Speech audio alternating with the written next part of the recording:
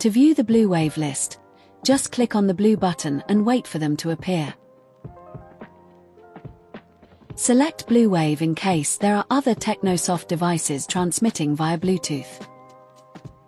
While we are waiting for the loggers to show up, note that the disk interface is not needed for the BlueWave connection. The PC must support Bluetooth 5.0 or higher communication. Check that it is enabled. Never associate the BlueWave directly to the Bluetooth via Windows control panel. The device transmits to TS Manager 3 only. Let's select our BlueWaves and click Next. As for any other device, a programming profile is necessary.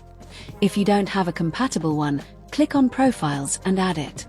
Click on Next after choosing the profile and wait for the mission to start. It might take a while.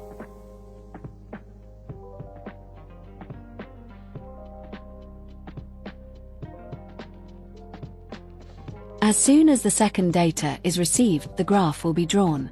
On this screen we can watch real-time data, and they will be finally available in the mission's archive, once they have been downloaded from the device. In this box you can calculate lethality in real time. Just set a reference temperature, for example 121 degrees, and a Z value of 10. While we wait that icon figures, if you need more information about lethality, just check the FAQ section on our Tecnosoft U website. Here you'll find all relevant parameters explained. Let's go back to our real-time graph.